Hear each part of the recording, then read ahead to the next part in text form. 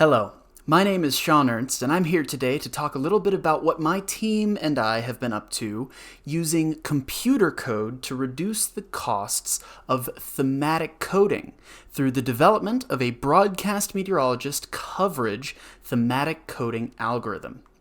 So let's get started.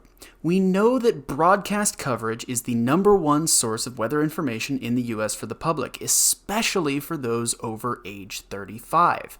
However, analyzing this data source is not without its challenges. First of all, a single severe weather event can involve audio and visual cues from multiple streams over multiple hours, which creates a huge amount of data to comb through with thematic coding. And thematic coding has its limitations as well.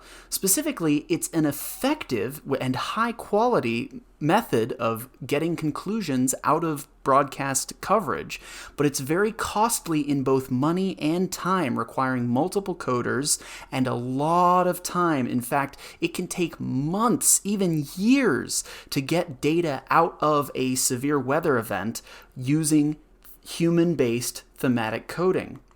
There's also inconsistencies across studies when you look at thematic coding projects, as the instrument in a thematic coding project is the human mind, and the human mind differs from person to person. There can be a lot of disparity if methods are not performed in a way that is consistent.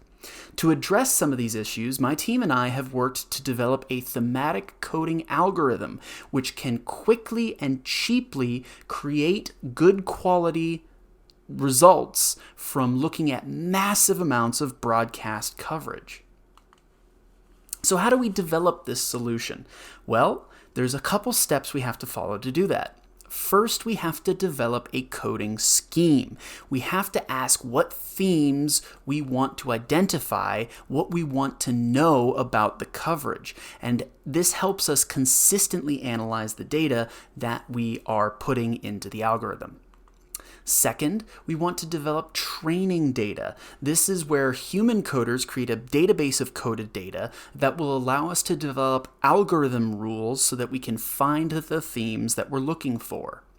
We then, again, develop those algorithm rules and build and verify those rules using those training sets that humans developed. Fourth, we have to verify whether or not the algorithm works outside of that initial training data set by testing it against human-coded data that was not used in that training to make sure that it works outside of the place where we set it up, basically.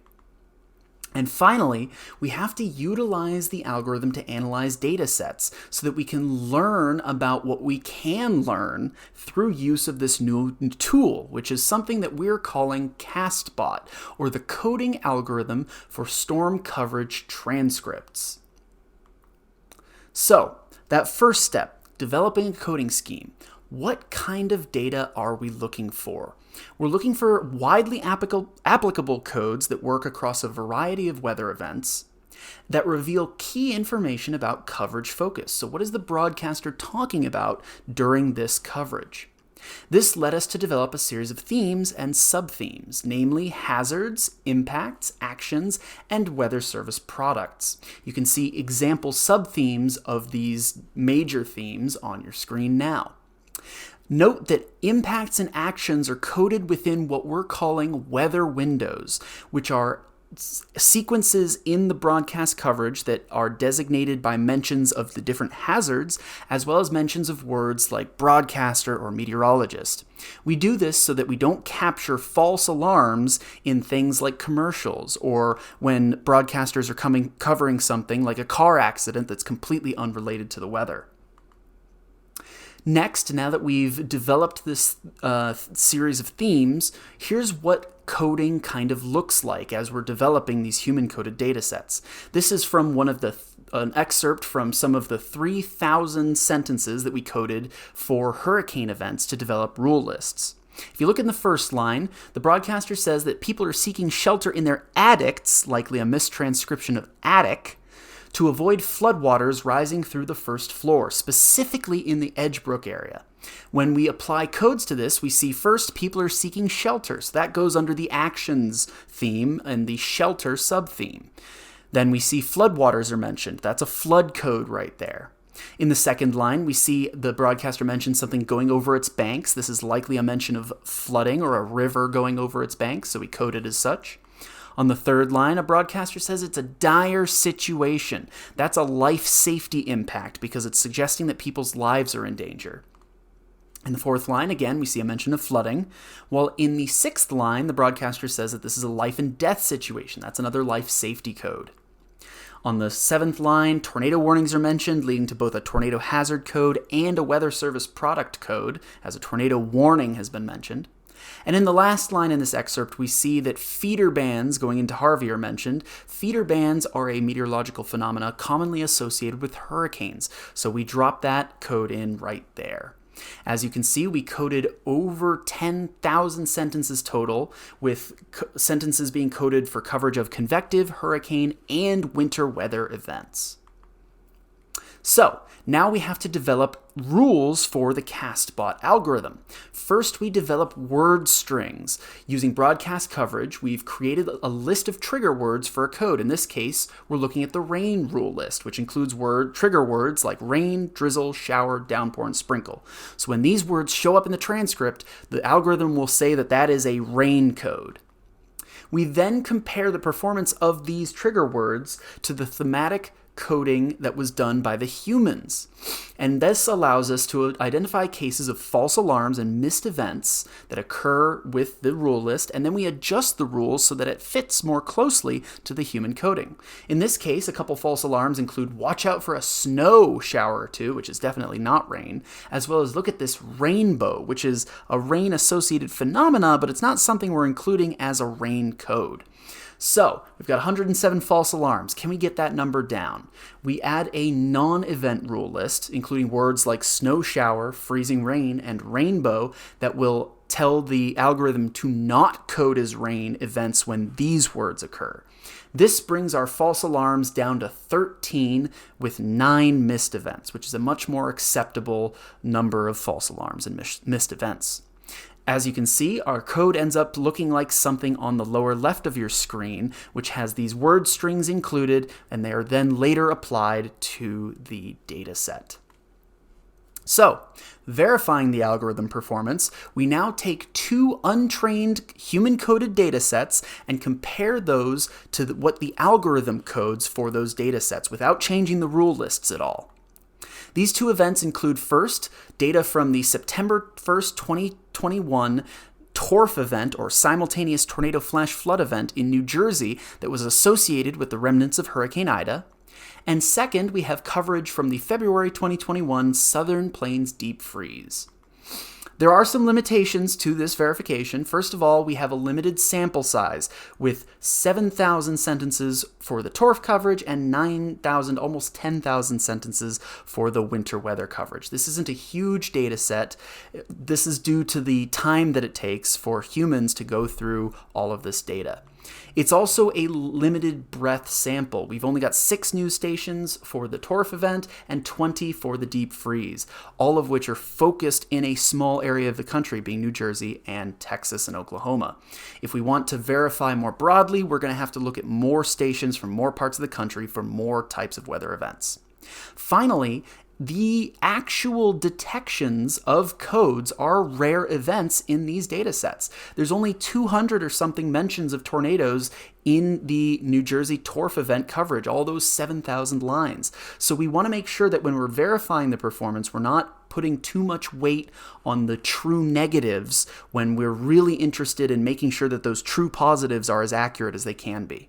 To do this, we use performance diagrams, something you may have seen if you've looked at tornado warning verification. So what does a performance diagram look like? And here's actually some of our data on a performance diagram. First of all, the diagram has probability of detection on the y-axis and the success ratio on the x-axis. What does this physically mean, though, when we're thinking about the verification? There's fewer missed events, effectively, when you go up that y-axis, which means there's fewer occasions that a human coded a line as, for example, tornado, and the algorithm failed to code that line as tornado. On that x-axis, as you go along it, we have fewer false alarms as you move from the left to the right. That means that there's fewer occasions where the algorithm said that a tornado code happened and a human coder did not say that a tornado code happened. When you combine these two measures, we result in greater skill, or the CSI, the critical skill index, as we go from the bottom left to the upper right of this plot. That means that, as you can see, hail has a probability of detection of 1, a success ratio of 1, and thus a CSI value of 1. So it's a perfect measure, at least in this data set. So overall, we see the hazard codes that we verified on this plot. They're all in the upper right. That's pretty good. That means that there's high skill for these codes in the algorithm. The wind code was a little bit further away from the rest of the cluster, though, so it might need some attention in the future to improve its accuracy. For the winter weather verification, we see a bit more spread here. Overall, there's high skill, especially for those hazards again, but there's less skill for the impacts, you can see those in light blue, and even less for the actions, which you can see in red, especially for the prepare code, which has the lowest skill score of those we can see here. We're definitely going to need to put in a little work to make sure that these codes are performing as we want them to compared to the human coders. Also notice the flood code up there in the top of the performance diagram. It's way away from the other hazards and a very low skill estimate. This likely happened due to this winter weather event having lots of examples of pipes bursting due to the cold. This isn't a meteorological flood, which is what our human coders were looking for, but you'll see words like homes flooded due to burst pipes. This suggests that you're probably going to want to limit the codes that you use in the data set to the codes that you expect to see for a given event. So for this winter weather event, flooding isn't necessarily something we'd expect to see, so you're not going to want to code for that with the algorithm. So, finally, a little bit of talk about utilizing the algorithm. I'm low on time on this talk, so I can't really go into it now, but we have 2 IPPRA, that's the Institute for Public Policy Research and Analysis, talks later this week focusing on use of the CAST.Bot tool. Specifically, there will be one talk in the afternoon on Wednesday on more of that TORF data, looking at simultaneous tornado and flash flood events, and another talk about the deep freeze event. Finally, some conclusions. The CAST.Bot version 1.0 was developed to reduce broadcast study costs in both time and money. It uses human-developed coding schemes and rules to analyze data with an algorithm. It identifies the hazards, impacts, and actions that broadcasters are discussing that are contained within what we're calling these weather windows that are knocking out the commercials and the other news coverage in the broadcast.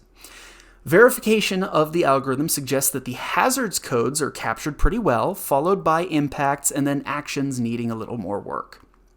This tool will be made available for public research use in the future through a web application, so please stay tuned. You can follow us on Twitter at OUIPPRA or myself on Twitter at Sean_Ernst_WX for more information on that. Thank you so much for listening to my talk. I hope you enjoyed it and have a great day.